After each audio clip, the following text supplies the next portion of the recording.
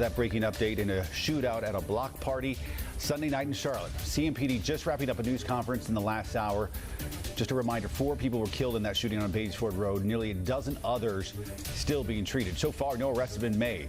WCNC Charlotte's Lana Harris joins us now live. And Lana, police say that more than 180 shots were fired. My goodness.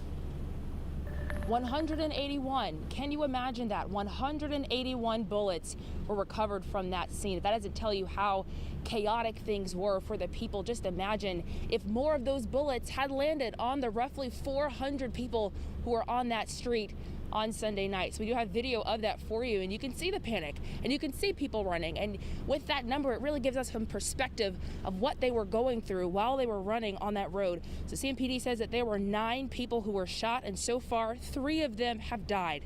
5 people were run over by cars. 1 of them has died.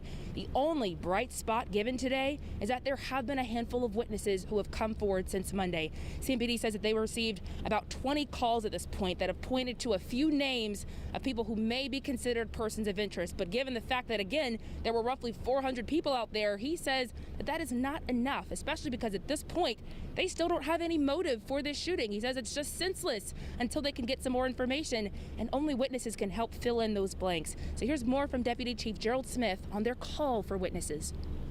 We have had a number of people call Crime Stoppers, send us videos, step forward to be witnesses. However, we know that there are more.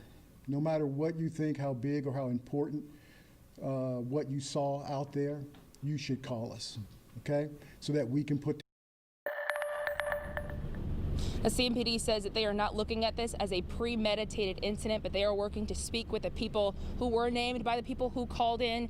And again, if you have any information, you are asked to contact them, and you can remain anonymous. Meanwhile, coming up at noon, we'll talk more about what CMPD found at the scene and why it took some time for them to intervene before that shooting started. Ben? It's just good to hear that they're finally getting some tips coming into their tip line. Some good news there. All right, Lana, thank you for that.